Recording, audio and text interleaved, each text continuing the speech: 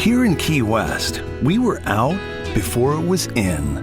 In this open and inclusive paradise, you can be yourself, make new friends, and savor our live and let live vibe. With LGBTQ plus friendly accommodations, our legendary nightlife, and year-round activities and events, it's always a good time to come as you are.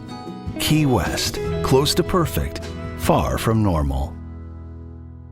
It is Ryan Seacrest here. There was a recent social media trend which consisted of flying on a plane with no music, no movies, no entertainment. But a better trend would be going to ChumbaCasino.com. It's like having a mini social casino in your pocket. Chumba Casino has over 100 online casino-style games, all absolutely free. It's the most fun you can have online and on a plane. So grab your free welcome bonus now at ChumbaCasino.com. Sponsored by Chumba Casino. No purchase necessary. VGW Group. Void where prohibited by law. 21 plus. Terms and conditions apply.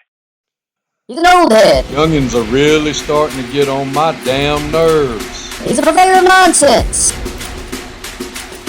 He's a Georgia high school coaching job influencer. His favorite Bible verse is, Jesus wept. He's the man of constant sorrow, Chris Lamb. Yeah.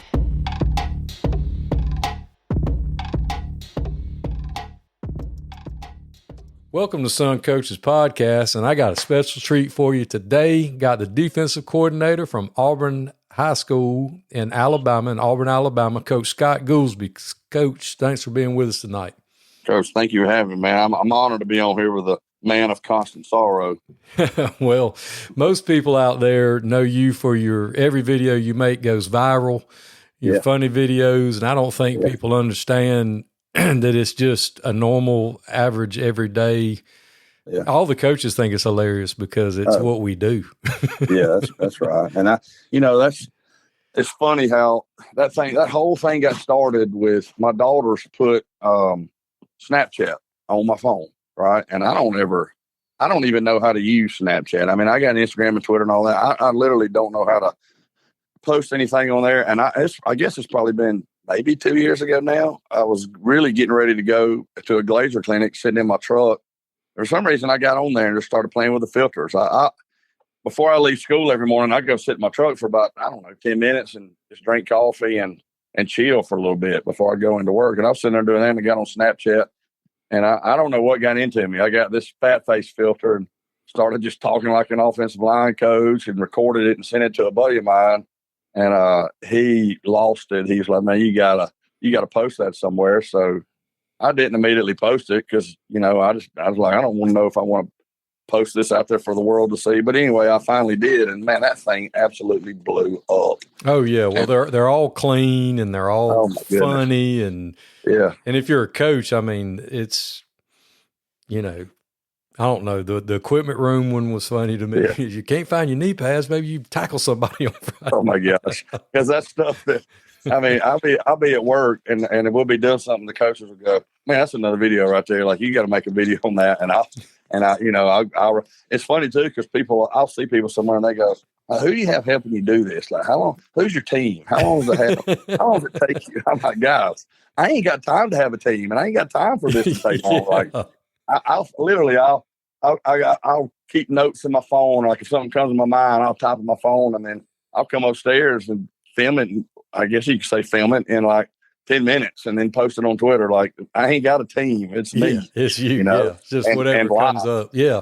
Yeah. I've typed stuff on there and people are like, where do you come up with this stuff? And I'm like, class. That's right. I'm usually putting it on there as soon as I see it happen. Absolutely. Yeah. So, you could do a similar series of videos of just being a teacher with classroom stuff. Yeah. No, I don't think the normal, average, everyday person understands the level of nonsense that we deal with. No, I don't. And that's, I don't ever want to coach football if it's not fun. Right. And we sit around the coaches' office all the time and just do the dumbest stuff. Like, we got a coach on our staff that relies heavily on his desk calendar. Like, he's going to always have a desk calendar. I don't think he could function if he didn't have, one of those big desk calendars you write stuff on. And I got in there today and nobody was in office and I just started writing like random crap on there, just stupid stuff. And he gets down there after school and he's like, Goolsby, you did this, didn't you? And I was like, well, yeah. And he starts reading, and we're all laughing. I'm like, how have we ever won a single ball game around here with the stupid stuff that we do? Well, I mean, but you got to do it. You know, you got to have fun. You got to, because I mean, the season's long and everything else. But I just wanted to get that out of the way at the beginning because people need to understand that you're a whole lot more than just a funny guy on Twitter. Well, I appreciate it. So, where did your story start? Where did you go to high school? I went to high school in a little town called East Bruton, Alabama. You've probably never heard of that. You may have been through it going to the beach sometime. That's how most people have heard it. But it's in South Alabama, probably an hour and a half north of Mobile. So you're from L.A.? Yeah, Lower Alabama. That's right. Okay, I got you. I'm from L.A. But I grew up there and went to W.S. Neal. So I don't know if there's a Bruton and an East Bruton. And East Bruton's got W.S. Neal and Bruton's got T.R. Miller. And we call it the Battle of Murder Creek because the two towns are separated by Murder Creek. And so it was really a really good place to go to school. We were a 3A school and T.R. Miller was a 4A school. And, for somebody growing up in Bruton and East Bruton, playing in that rivalry was something that you always wanted to do. And I never beat T.R. Miller. I'm totally over it. Like, it doesn't bother me as a 48-year-old man. I promise I don't think about it weekly, especially the fact that my senior year we were undefeated and ranked number 2 in the state. And Miller had lost a couple ball games, which was, Jamie Riggs was their head coach, and they were rolling in the 90s. I mean, nobody was beating T.R. Miller. But we had them at our place, and we were up 14-7, 14-6 at halftime, playing good. Rainstorm, muddy night, good Friday night, small town high school football. And came out in the second half, and it turned into a defensive battle, and they blocked 2 punts and scooped them up both and ran them both in for touchdowns and beat us 20-14. And it was, I kid people all the time and tell them, hey, I'm over it, but it really, that's something that's special about high school football, I think, because I still think about that. I'm 48 and got 2 kids and coaching at Auburn High, but I still think about that game, and how, that was our year to get them. And, we didn't do it. But anyway, that's where I went to school, and I played for Hugh Fountain. The Fountains are big in East Bruton, and he was my high school coach. And he, coached me in Little League baseball and all that kind of stuff growing up. He's a great guy. But that's where I went to school. And did you get a chance to play college ball? No, Coach, I'm big. Like, I'm 6'3", 250. I'm just big for no reason at all. Like, there's no reason for me to be this big. And I mean, I love to work out and exercise, but I'm like, no, I didn't play college football. Now, I'll say this. I had some opportunities, but they were like all far off. And I don't know. I guess I was growing up in a small town, I guess I was kind of, looking back on it, kind of a small-minded person because I had opportunities to go play, but I was kind of like, I don't want to go that far off, or I only want to go play here. I only want to go play there. And I'm looking back on it, I'm like, why didn't you take some of those opportunities? Like, I tell kids nowadays when they get an opportunity, I'm like, you're only young once. If you get an opportunity, go do it. And I look back on it, and I didn't do any of that, but I didn't know recruiting was so different then, I just thought those guys they were going to come see you, they were going to come watch you play on Friday nights. So I only went on like 2 or 3 recruiting visits that I had because I didn't think it was that big of a deal, So, no, long story short, I didn't go play any college football. I went to junior college in Bruton for 2 years, which I basically wasted because I was going to, major in. My plan was to go to Troy University, and I was going to major in PE and be a PE teacher and be a football coach. And then I met a young lady who was going, and we'd already been to Troy and set things up and got a program and a plan. And I met a young lady, and we started dating, and she was going to Auburn. And I got a family in Auburn. I've come to Auburn my entire life, visit family and go to Auburn games. And, this young lady's going to Auburn. And I remember telling my dad that I think I want to go to school at Auburn. And for some reason, luckily, he didn't say, no, we've already got this planned out. Like, we kind of switched gears. And I guess I left Bruton. I guess it was 96. I graduated high school in 94 and, came to Auburn. And, golly, moving from East Bruton to Auburn, Alabama was a big difference, big difference. But anyway, got up here, went to school, did my thing, graduated in 2000 and, started looking for a job. And really kind of a funny story about that. When I graduated in 2000, I did not, I didn't want to leave Auburn. I was loving living here, and I lived in a trailer in Conway Acres. I don't know if you know anything about Auburn, or if you've ever been to Auburn. It's beautiful. Y'all got a Buc-ee's. We do have a Buc-ee's. And there's still trailer parks here in Auburn, but in the 90s, like a lot of college kids lived in trailers in Auburn. And Conway was a beautiful trailer, still is. Ponds everywhere, land. It's a great place to live. And so I was loving living in my little single wide, 1970s model trailer that my dad bought for me. I was working at Kmart in Bruton, and we had been to Auburn to look for trailers, and my parents had went to Auburn on this particular day, and I was working at Kmart. Got off work, my dad came home and said, "Son, I bought you a trailer." And I said, "Oh, you did?" And come to find out, he had bought me a trailer. He had written a check. This tells you what shape this trailer was in. He wrote a check to the lady that day to pay for the trailer. And we had to wait like 3 or 4 days for the pictures to get developed, because we didn't have cell phones and all that back then. And so like 3 or 4 days later, we go get the pictures at Kmart, and I see the place that I'm going to be living in when I go to school at Auburn. But I love living there. And so I just remember telling my dad, I said, "Dad, I don't think I'm going to leave. I applied for some jobs. There's several schools kind of around the area. I applied for some jobs, talked to some guys.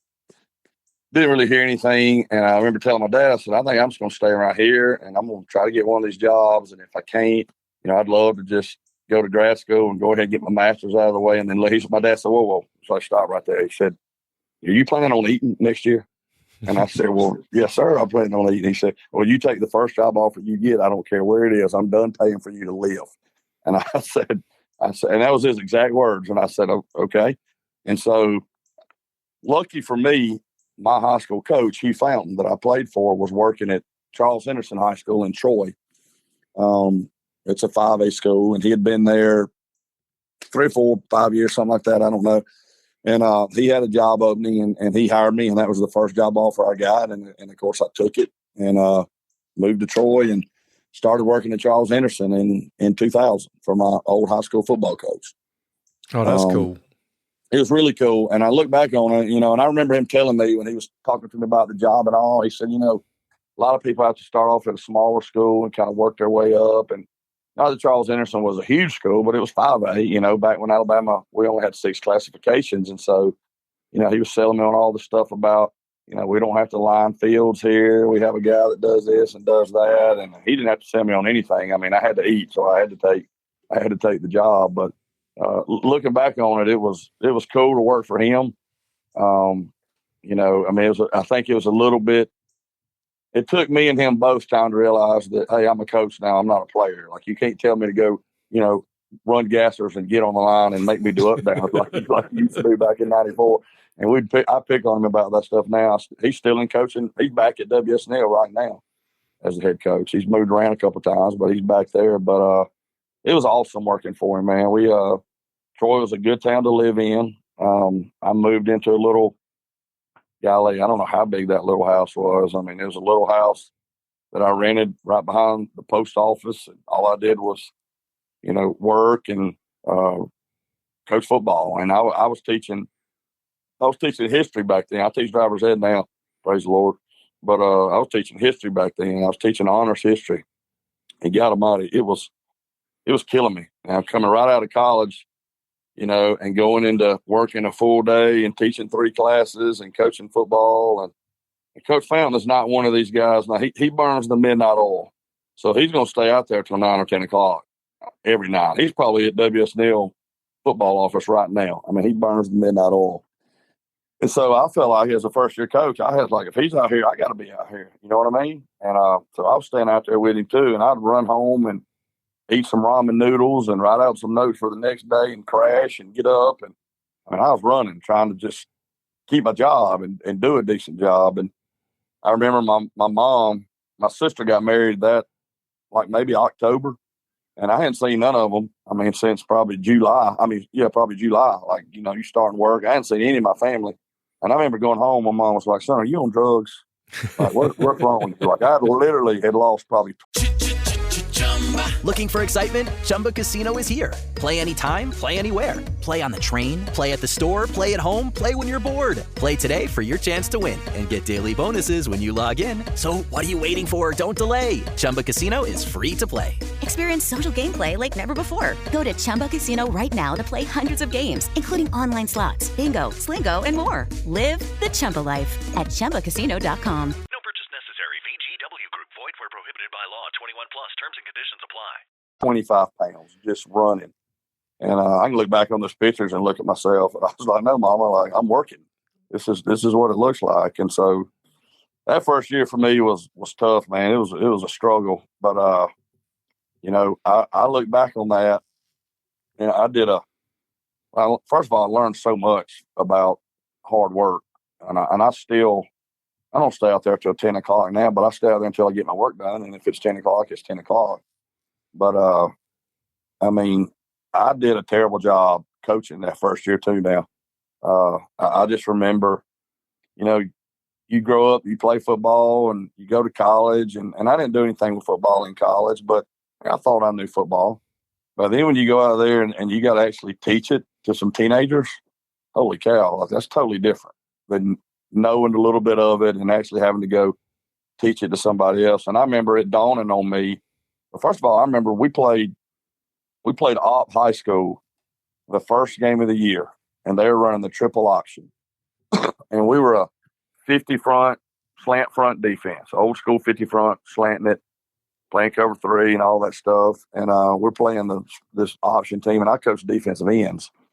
And I remember sitting in the office. We won the game like 36-33, something like that. And I remember sitting in the office with Coach Fountain and the defensive coordinator, and we were just sitting in there talking. And, of course, everybody else was gone. And I remember Coach Fountain looked up, and he was like, man, we were just talking about the game. We didn't play well defensively. Obviously, gave 33 points. But I remember he just made the comment. He said, you know who killed us tonight? He said, our defensive ends. They did a terrible job. And that was who I was coaching. And I remember thinking at that point, I was like, man, this is my high school head coach, and I'm doing a terrible job for him. Like, I'm not coaching these guys up. And I just realized throughout the years, like, I'm not doing a great job. Like, I'm not a good coach. And I remember he would, at the end of every season, he would make us, we had to fill out this like program eval where we just evaluated, you know, the program, himself, you know, everything we were doing. And part of it was evaluating ourselves. And I remember writing this long, like getting on my Dell desktop computer in my classroom and typing out this long thing, you know, basically apologizing to him and telling him, I'm sorry I did a bad job. I'm not ever, you know, I'm going to get to work and blah, blah, blah. And I started just getting on the internet, looking at stuff, going to Glacier clinics and just trying to learn and be a good assistant coach, you know, which is something that I still hang on to today. You know, I don't want to be the weak link on the coaching staff. And I don't want, you know, before I became the coordinator here and I was coaching linebackers, I'd tell our head coach all the time, so you're not ever going to have to worry about the linebackers. Like, you find another position to worry about. You're not going to have to worry about us. And I still coach the backers, but, you know, I tell our coach now, so you just don't worry about us on defense. Like, we're going to figure it out and we're going to get it straight. And it just all goes back to that first year, man, where I just thought I did a terrible job, you know. Well, how long were you at Henderson? I was there for 8 years. So we had some good teams. That first year we went to the playoffs, and they had not been to the playoffs. I forget how many years. But before Fountain got there, they'd been 0-10. You know, they won a state championship in 1980. And then right before he got there, they'd been 0-10 several years, and they were down low bad. And he tells a funny story that one of his, and I wasn't there yet. Like I said, he was there probably 3 years or so before I got there. But he said one of his first practices, they're lining up doing the punt return team.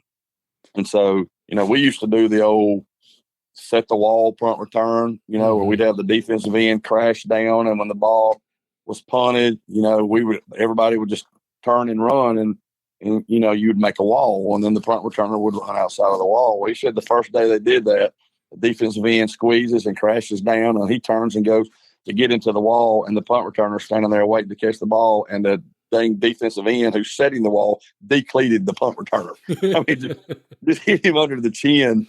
He's like, these kids didn't even know. This kid didn't even know they were on the same team. You know, they didn't even know football. And so The facilities weren't great. And so anyway, we got to the playoffs that year, got beat. But that was first year in years they'd been in the playoffs. And then we went on a little, I guess you can call it a run. We'd get to the quarterfinals every year, and we could never get past the quarterfinals. We 2 years we got beat by St. Paul's down in Mobile that had the doggone Alabama national championship team. It had A.J. McCarron and Mark Barron and Ivan Matchett, Lewis Watson, Destin Hood. They had some dudes, and we got beat by them, and then we got beat by another St. Paul's team, and then we got beat by Homewood twice back when they were winning state championships and rolling. So we had really good teams. We just never could get past the third round of the playoffs. But we had a new facility built while we were there. We had a little indoor weight room, a lot of really, really nice facility. They're still using it today. And we just had some kids. When I look back on it, you know, those kids would run through a brick wall for you. Like, you might have to go pick them up now to get them to come to workouts. Like, you may have to go around to 2 or 3 different trailer parks in a project or two and load 4, 5, 6 guys on the back of your truck and get them to workouts. I did that, you know, so much at Charles Henderson. But golly, they would run through a brick wall for you. Now they were fun to coach. So where'd you go after that? Well, I left there in 07 after the fall of 07 and went to Geneva High School in Geneva, Alabama, and that's another town in LA.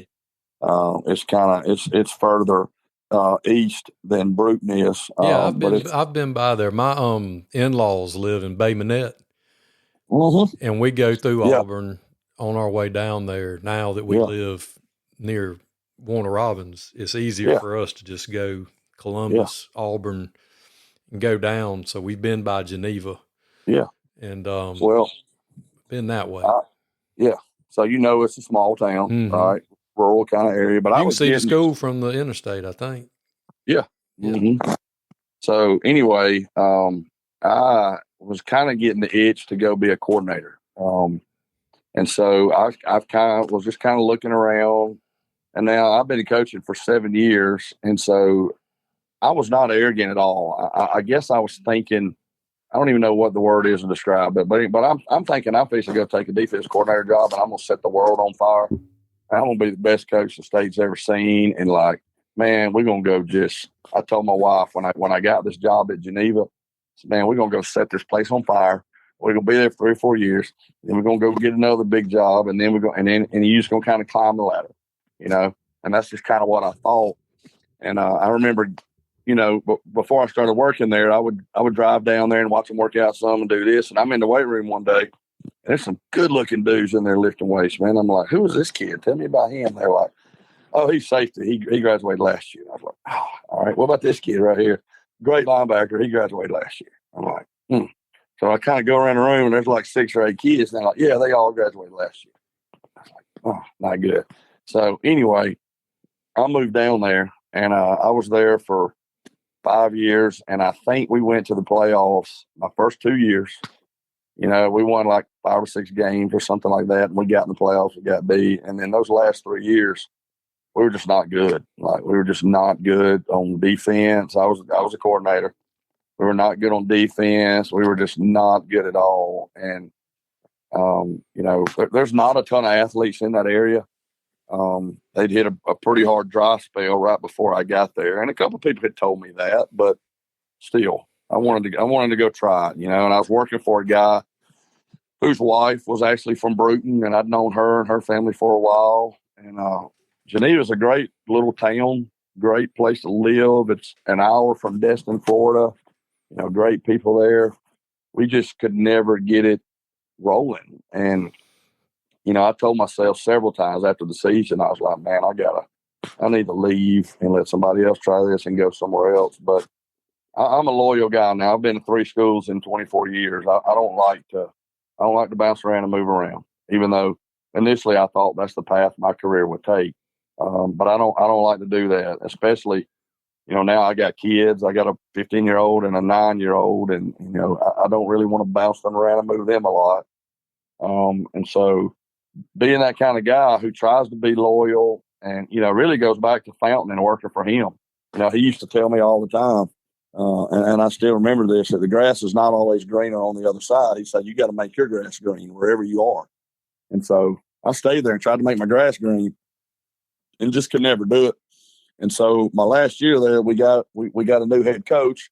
And so I said, I'm going to stay one more year and we're going to do it. We're going to make it work. And at that point in time, my daughter was like, I don't know what she was, like little 2 maybe. And so anyway, we played the first game of the season and we got beat again. And I remember coming home and walking in the door of our house and setting my little bag down. And my wife was, of course, waiting on me. And I remember telling her then, I said, look, we're moving. Like, I've tried and tried. I said, we're done. I'm done here. So when the season's over, just know that we're going somewhere. I don't know where, but we're going to move. And my wife's a great coach's wife. Like, she's willing. She's only told me one time in my life, and I'm not going to say the place, but she's only told me one time in my life, I will not move there. You're not going to coach there. Any other place she's been totally open to. And so I promised her that I would move her somewhere, good, that hopefully we could establish roots. And, I really, when we left there in Geneva, I wanted to go somewhere where, number one, I was tired of losing. I wanted to win. I didn't care what I was doing. I wanted to win. And I wanted to get back. If you've ever coached somewhere where you don't have a ton of athletes, like we tried to out scheme people, and I probably got away from some of the truths that I know about defense. And so, when I made the decision to leave, I wanted to go somewhere I could win, somewhere that was nice for my family, and somewhere I could just get back to my roots and get back to the stuff that I knew was true about defense. And so we went through that season and, whatever. And we didn't make the playoffs. And I told the coach, I don't think I told him anything right after the season, but I started looking for jobs. And the head coach at Auburn High then, Tim Carter, who's now at Fairhope, I'd known for a while. And I had talked to him over the years about going to work at Auburn. And, he'd call, he'd have something. And I'd say, no, I'm going to stay at Geneva one more year or whatever. And so, there's 2 other jobs that I was looking at, and then a job at Auburn. A job at Auburn had gotten posted on, I don't even remember what it was. It may have been Auburn's website. I don't know. But I started calling Tim to ask him about his job, and I can't get him on the phone. And I'm like, darn, I know he's got my number. Like, answer the phone. And he would, finally we got, he answered my call, and we got to talk. And I told him, I said, Coach, I'm looking for a job. I'm wanting to move. I'd love to move to Auburn. And he's like, look, I've called you 2 or 3 times. He's like, I ain't got nothing. Like, I don't have anything this time. And so anyway, we kept talking. And finally he told me, he said, look, the only thing I got, they have some teaching slots. Auburn's always going to have some teaching slots that come out. And he said, the only thing I got is going to be a JV spot and like a 9th, 8th, 7th grade spot. He said, that's all I got. And the other 2 places that I was looking at were coordinator jobs, but they weren't near the quality of life that you was going to have in Auburn. And those other 2 schools were kind of winning, but not really. And Auburn High's winning back in, what was that? I guess 2012, 2013. They're winning. And so, and I knew Auburn. And I just remember telling him on the phone, I said, Coach, if you can get me a job there and I can come work for you, I will do whatever you got on your staff. I don't care what it is. And come to find out, it ended up being a 9th, just to make a long story short, it ended up being the defensive coordinator job for the 9th grade team is what the football job was. And then the teaching job, I'd taught history my whole life. And my last year at Geneva, our driver's ed teacher left. And I long story short, I got that job. And of course, you like that job better than you do teaching history. You get to ride around in a car and go eat breakfast every day. Like, that's better than teaching history. I mean, literally, that's, my goodness. I could do some videos on the stuff in the driver's ed car, man. I mean, okay. I know I'm going to pause for a minute and tell the driver's ed story, but so there was a gas station down, I forget the highway. Tyler Reddick here from 2311 Racing. Victory Lane? Yeah, it's even better with Chumba by my side. Race to ChumbaCasino.com. Let's Chumba. No purchase necessary. VGW Group. Void where prohibited by law. See T&Cs. 21 plus. Sponsored by Chumba Casino. 87 that we would drive to. And so we go to this gas station, and I don't get anything, but I got a girl driving back who had not driven a ton, but it's a straightaway highway. Like, how hard can this be? Like, turn left out of the gas station and don't turn again. That's basically what we're going to do.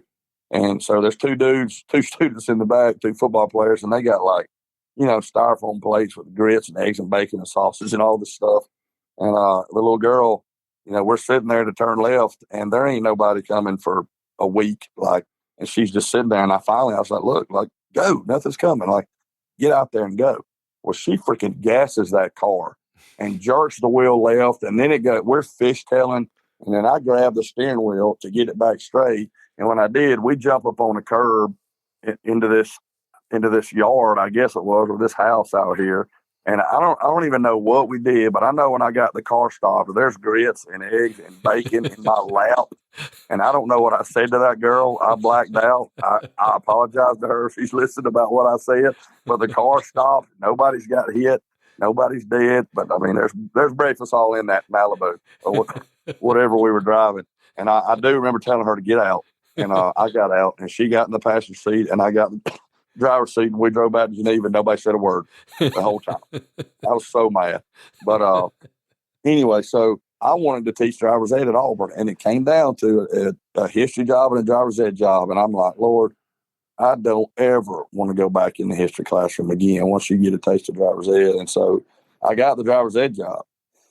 And so the principal called me one day. I'm at football practice. I was still coaching in the spring for Geneva, and I'm get in my truck after practice or before practice, I don't remember. And the principal calls me and says, hey, we're going to offer you the driver's ed job. He said, I know that you need to go home and talk this over with your wife and pray about it. And I said, no, sir, I want the job. I'll take it right now. And he said, you're going to accept it right now? You don't need to talk. I said, no, sir, I want the job right now. I can already tell you.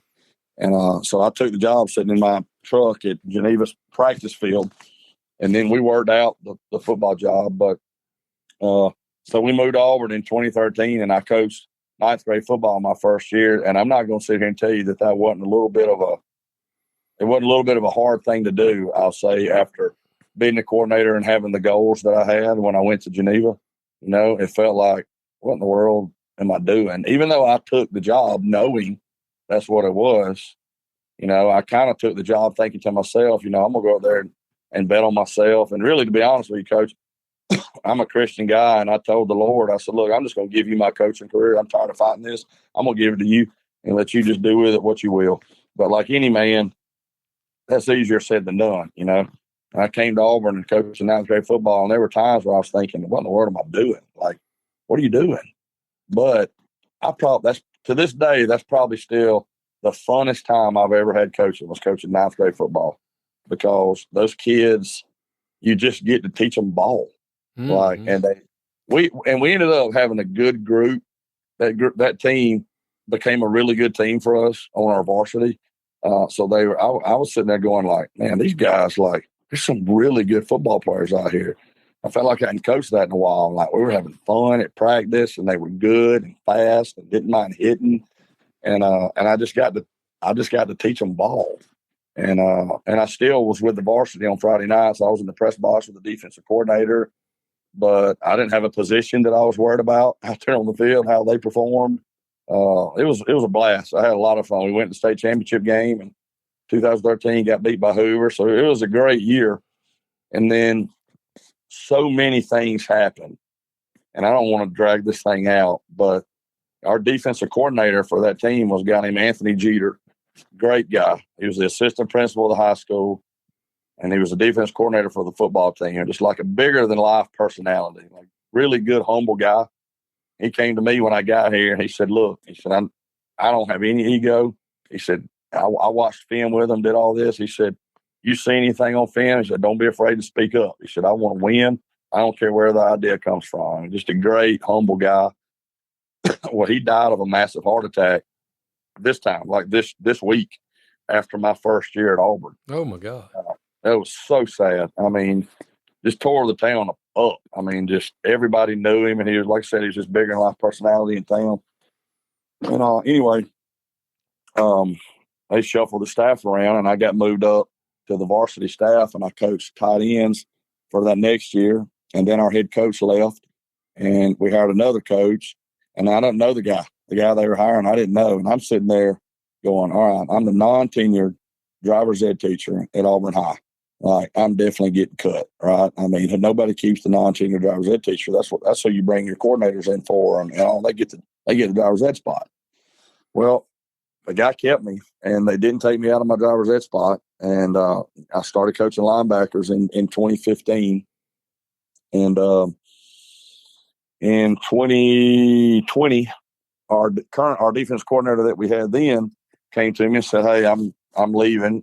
I've got a head coaching job, and you probably going to be the coordinator and all that." Well, actually, he told me that in 2019, and then he didn't get that job, and then he came out in 2020. And so I remember, 2020 was obviously when COVID hit, right? And so we had an early spring break again. And so we go to Disney World, and I parked the driver's ed car at the end of the day. I walk into the coach's office, so our head coach, who I had a good relationship with, and I said, "Coach, I know Patrick Plott was the guy that was leaving." I said, "I know Plott's leaving." And I said, "I want a chance at the job. Like, I want the job." And it kind of shocked him that I knew that Plott was leaving, I think. But he didn't promise me anything. He said, "Coach, all I can tell you," he said, "I've got to hire a veteran coach in his spot. And, I don't know what that's going to look like, blah, blah, blah." And I said, and I just left, and I said, "Well, I would love a chance at the job if you'll just give me a chance." And then I left, and we went to Disney World. And I'm sitting there at Disney World, and my daughter got sick while we were there. And so I'm in the hotel room, wherever we stayed at the resort. And that, the day when they started canceling all the SEC tournament and the ACC tournament, they started canceling everything, if you remember all that. And I remember thinking, like, what's going on? And then later that day, we go to Magic Kingdom, and I'm standing in line to get a Dole Whip for Magic Kingdom when I got a text message that Auburn High was closing school for a week. And I was like, well, anyway, we closed school for 3 weeks. Then we didn't open back up. And so when we go back to Auburn, like, I don't know nothing. Like, we won't do anything for 3 weeks. And then I finally get a call from our head coach. He said, "I got 2 questions for you. Number one, will you cut my hair?" Because I cut my own hair, Coach. I don't pay anybody to cut my hair. I get a set of clippers, and I cut my hair when I want to. Now, you can look at my hair and probably tell that I cut my own hair. But he said, "Will you cut my hair?" And I said, "No, I'm not going to cut your hair." And he said, "Well, will you be our defense coordinator next season? Will you accept the job?" And I said, "Heck yeah, I'll accept the job." And so I was all fired up and all that. But then it hit me. I'm like, we're in dang COVID. Like, we can't even get together. We can't do nothing. Like, we're having to do, we're making Facebook videos and putting them on there, telling the kids to go do these drills at their house and do all this kind of stuff. So that's how I got the defense coordinator job. Was I'm sitting in my house one morning during COVID, hanging out with my family, and our head coach calls and offers me the job. So it was barber or defensive coordinator. Yeah. And luckily he didn't say, when I told him I wasn't going to cut his hair, he didn't go offer the job to somebody else. Lucky for me. Yeah. I mean, once he offered you the DC job, you should have said, "Well, I mean, now that you've offered me the DC job, yeah, I'll cut your hair." I probably should have. That would have been a nice thing to do. You're right. Looking back on, you know what? I may call him and tell him I'll come over and I'll cut his hair next time I see him. I don't know. I don't know if I could cut. Well, I did in college. I cut people's hair, but I prefaced it with, "I will not be held responsible for." That's right. You getting picked on because I gap you all up. Dang right. Because I'll gap myself up too now, every now and then. But you know what? I don't care. It's fine. So you're back at Auburn, where you wanted to be. You're defensive coordinator, and y'all are crack-a-lacking over there. Yeah, I mean, we are. But, so that 2020 season obviously was a weird season with the COVID regulations and all that. And we didn't get to do, I look back on that. So we ended up going to the state championship game and played Thompson. And I'm not even going to lie, but I'm going to say this, and I don't even care. I had so many people, and this gets my heart rate up just saying this. So many people tell me, other people that I talked to around the state about that game, that we didn't have any chance, that they were too good and all that stuff. And man, that just burned me up that somebody would tell me we didn't have any chance. Now we lost the game, but we were up by 9 points with 19 seconds left.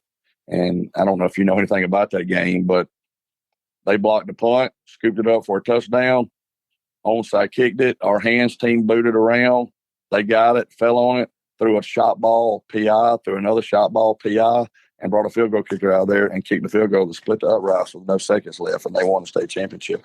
But our kids played great, and we thought we'd won the game until all that crap happened. But I don't even know where I was going with that story now, and I got that in my mind. But the season didn't start off like that because we didn't get to do a lot of stuff. We didn't get to have a spring, and all the stuff in the summer was like, you got to get in groups of, 6 and, work out with all these crazy regulations. And then, during the season, we didn't get to lift the weights. There's so many things we didn't get to do. So we go play the first game of the year, and we won, but it was something like 45-28.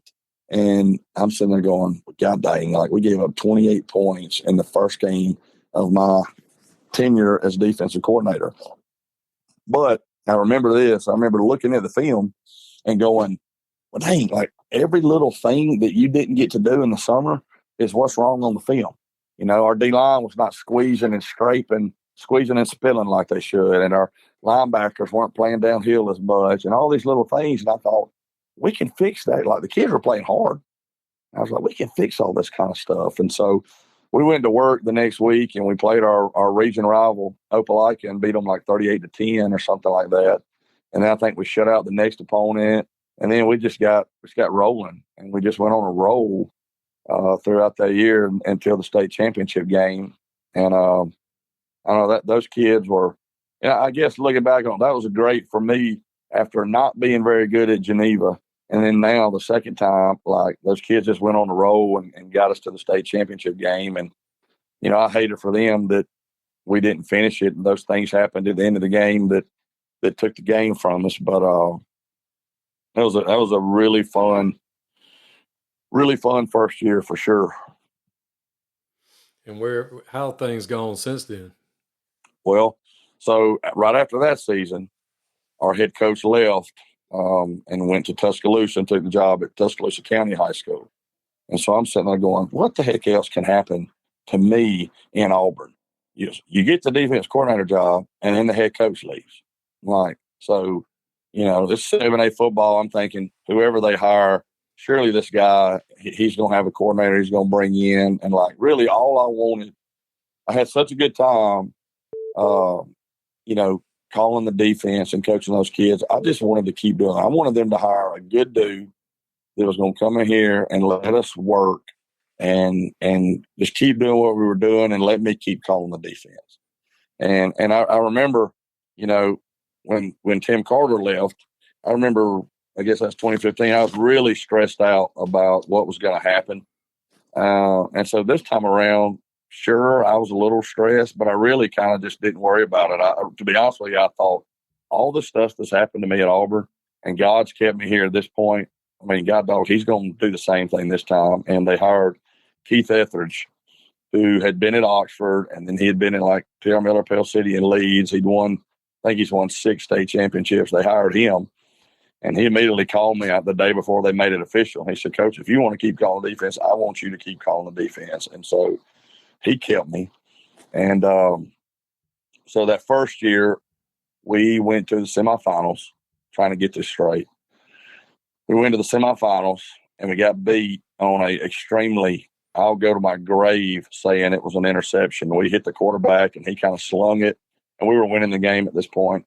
And Hello, it is Ryan, and I was on a flight the other day playing one of my favorite social spin slot games on ChumbaCasino.com. I looked over at the person sitting next to me, and you know what they were doing? They were also playing Chumba Casino. Everybody's loving having fun with it. Chumba Casino is home to hundreds of casino-style games that you can play for free anytime, anywhere. So sign up now at ChumbaCasino.com to claim your free welcome bonus. That's ChumbaCasino.com and live the Chumba life. Sponsored by Chumba Casino. No purchase necessary. VGW Group. Void where prohibited by law. 21 plus. Terms and conditions apply.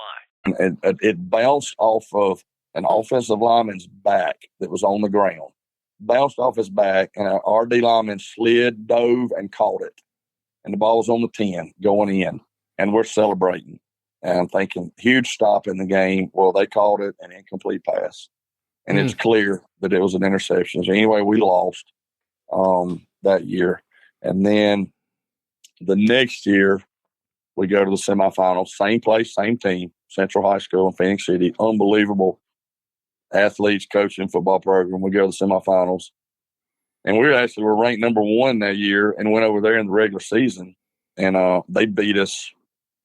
I wasn't bad, but they beat us bad enough to where I was really down in the dumps. We didn't play good on defense. And I remember sitting on the bus telling our guys, I had 3 coaches with me, telling them, was like, guys, we got to play. We got to get back and play these guys again. And I know we can beat them. I knew it in my heart on the bus that night. And so, you know, I was down in the dumps, and my wife, going into work that Sunday, she sent me a song, a praise and worship song called Graves to Gardens. And she said, look, because I was negative and down in the dumps all weekend. She sent me that song, and she said, you can let this be a grave for y'all, or you can let this be a garden, and you can grow from it. And I didn't know what I was going to say to the team when I was walking in the door. Like, I had no clue what I was going to say to them. And she sent me that song. I'm not going to lie, Coach. I played that song for them in there in our meeting. I told them that. I said, you can let this be a grave, and we can be done, or you can let this be a garden, and we can grow from it, and we can get back and play them again, and we can beat them. And so we got back, played them again over there, and beat them like 10-7, or really low scoring ball game. And went to the state championship game and played absolutely awful. And got beat by Thompson again in the state championship game. And then last year, we had another good team. Quarterback got hurt, struggled all year to score with him being out. And we ended up going to the quarterfinals and lost to Central, who won the 7A state championship last year. So it's been good. We've been on a little run. I feel like we've got, you know, a really good team coming back this year. You know, the problem is everybody in our region is going to have a good team coming back. So, you know, you got to find some things that can separate you and get you over the hump. Hope you get a little bit of luck and you stay healthy. And if all those things can happen, I think we can, you know, go as far as we want to. Well, and when you're y'all, everybody you play is good. So, I mean, yeah, it's not like you're going to play anybody that's not.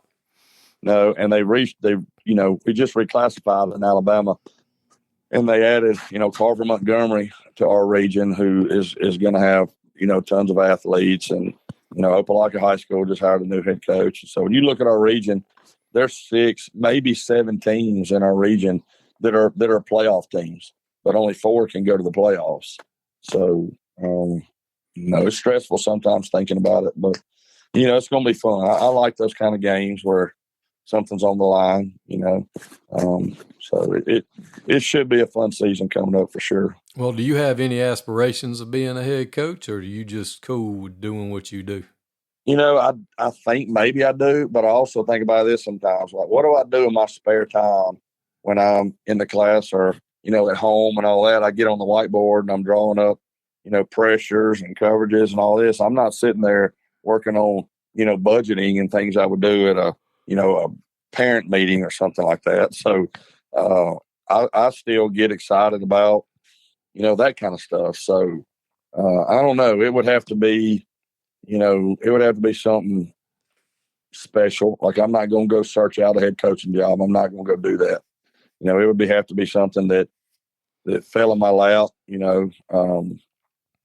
And plus, you know, like I said a while ago, my family don't want to move a whole lot. You know, I've had a couple opportunities come up that would be really good. And, you know, I've talked to so many people about this, but I'm not going to move, you know, and it may hinder me professionally. I don't know, but I'm not going to move. I got 2 daughters, and maybe it would be different if I had sons, but, you know, I don't know what you got, Coach, but having girls, and they look at me and they say, Daddy, they do not want me to stop coaching. They absolutely love football.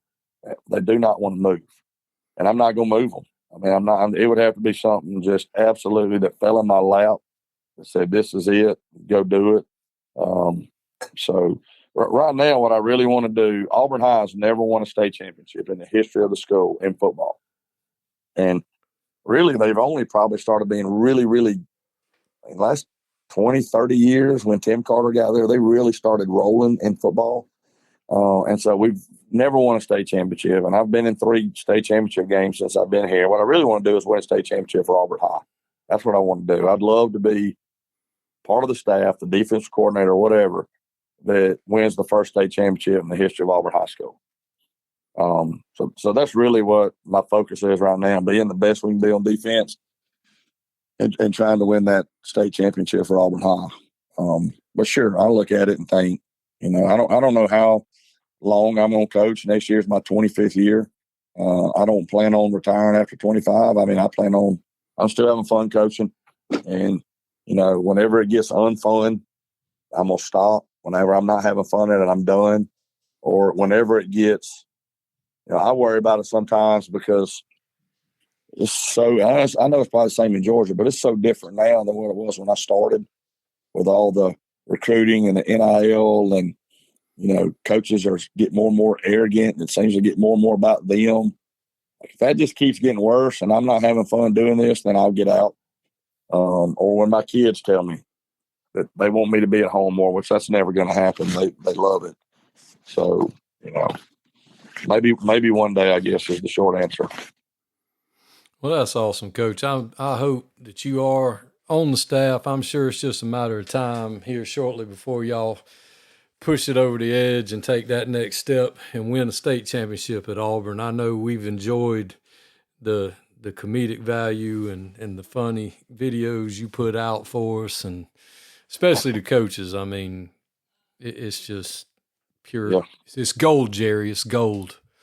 Well, I appreciate that. And I thought several times, I told my wife, I said, I'm going to stop doing this. Like, people are going to think I'm an idiot.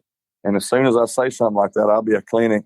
And I had a guy come up to me and tell me, and this happened several times, where a dad or an uncle or whoever is an overtired coach and they're kind of, missing it and they get depressed and they'll pull up one of these videos and it brings back good memories. And, when people say stuff like that, or these college coaches will tell me, hey, like when we get tired of beating all the time, we pull up one of these videos and we watch it and we laugh and we keep going. I'm like, why not keep making them? You know what? I don't care if people think I'm an idiot. And it's fun. It's fun for me to do it too. Oh yeah. I don't mind being the court jester. No, I don't mind either. It's fine with me. I mean, it's like you said, we got to have fun.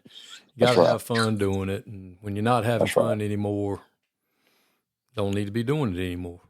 That's right. And I'll tell you, that's one thing. I have listened to a lot of your podcasts, and the thing I enjoy about it is just dudes telling stories. And I laughed at Rocky Hidalgo's the other day, and I don't remember who else it was, but it was some guy that was at a small school in Georgia, and he was telling and I was sitting there in my daughter's softball practice, listening to him, my AirPods just dying laughing at just the coaching stories, because, you can relate to all of them. So I've enjoyed listening to your podcast for that reason. Well, I appreciate it. We were setting out, for people to tell funny stories, and then, some people, they're just not funny. And some people, they can tell really funny stories. But I've learned everybody's got a story. And I'm interested in hearing everybody's story. And I'm sure glad that I got to hear yours. And I can't wait to see where it ends up. I didn't know that y'all could go out at 25 in Alabama. Yeah, we can go out at 25. We got to go 30. Do you? So I got 5 more. Well, I mean, it's nice to sit here and think. It's crazy to sit here and think, too, that I'm that old. Oh, you're an old head. Yeah, I am, Coach. And I mean, and I can tell it more and more every day. I can tell that I'm the old guy that's been coaching for 25 years. I can tell it. But I just don't.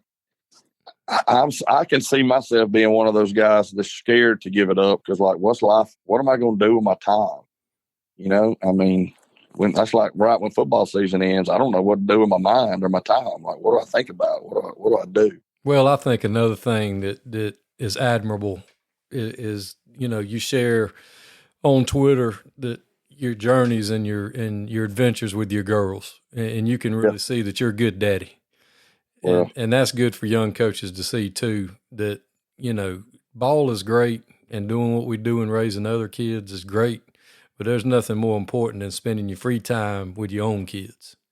That's right. And I've been lucky that we've had guys here, and that's always a worry about. We've had guys here that are family guys, and my kids come over there whenever they want to. It's the middle of a Sunday meeting, they come in there, and nobody blinks an eye, because that's the way it is with our whole staff. Everybody's kids run around, and that's another thing. If we, hire some guy that doesn't work like that, I'm out, man. I'll go work at Lowe's then or somewhere. I'm done. Because you're right. They're only small one time. That's right. And you don't give them one shot. That's right. I got one, and he's a 10th grader. And I'm not at the same school he's at. Yeah. And that bothers me. Yeah. And but it's best for him that he stay, Yeah. you know, at the school he's at. Yeah. And it just kills me that I can't eat lunch with him every day, and no. you know that I'm not coaching him. And now he's a golfer, but still. Yeah, I've seen that I've seen you post that stuff on Twitter. I sure have. I don't get to see him every day. Some days. Yeah. And during football season, I mean, you know how it is. I don't get to see him hardly at all. Yeah. And I think it's important, and I'm glad that you share with people, you know, when y'all go on trips and you go places, and you know, when y'all went to, was it Chicago or went to New York, and you were you were cutting up about we got to go see the giant. I had fun making that video. Now that video was funny. Yeah, that was hilarious. And then, I mean, your girls get into it with you, and you know, they help with the videos, and it's just funny. It's great, and I appreciate it. And I knew when I first saw it, I was like, man, I got to meet this guy because we on the same wavelength. Things that he thinks are funny, I think's funny. So, well, thankfully, our head coach has the exact same. He has the exact same sense of humor. I mean, I get these goofy videos that my wife would look at and think that's the dumbest thing I've ever seen in my life. I can send it to him, and he'd just start laughing. Oh no! When you do, I mean, my wife will listen to them. I mean, she thinks they're hilarious too. I mean, when you do the one about being at the clinic, there's Kirby. Hey, Kirby. Yeah, he called me the other day, and you know, we might work something out. I mean, it's just, man, it's so funny because I mean, you hear these people say this stuff. And Absolutely. You're like, yeah, that happened. Yeah. And I mean, me and you say it, and people know we're kidding. Like we're at a clinic and we're like, I had a chance to go to Florida State last year, but I decided to stay put. That's right. People know me and you are joking, but there's actual coaches out there that they believe it. 100% that do, coach. And you're looking at them going, dude, you're the 9th grade left-footed kicking coach at Ookie Bookie High School. That's right. You're the boundary corner coach. Yeah. Not good. Now, for a team that's been winning the house. That's right. But I sure do appreciate you coming on. And I'm sure during the clinic circuit, we'll run into each other at some point in time. If nothing else, I'll come and get clinicked. I might need to come and sit down with you and let you clinic me up and teach me some stuff. And I'll be glad to do it. But you teach me some stuff. I'm always looking to learn. Because you're only an hour away from where I work, so I might have to get with you and learn some stuff over the summer. But Coach, I sure do appreciate it. And if there's anything I can ever do for you, just reach out and let me know. You too, Coach. I appreciate you having me on. Thanks, Coach. Yes, sir. Tyler Reddick here from 2311 Racing. Another checkered flag for the books. Time to celebrate with Chumba. Jump in at ChumbaCasino.com. Let's Chumba. No purchase necessary. VGW Group. Void where prohibited by law. CT&Cs. 21+. Sponsored by Chumba Casino. When you manage procurement for multiple facilities, every order matters. But when it's for a hospital system, they matter even more. Grainger gets it and knows there's no time for managing multiple suppliers and no room for shipping delays. That's why Grainger offers millions of products in fast, dependable delivery, so you can keep your facility stocked, safe, and running smoothly. Call 1-800-GRAINGER, click Grainger.com, or just stop by. Grainger, for the ones who get it done.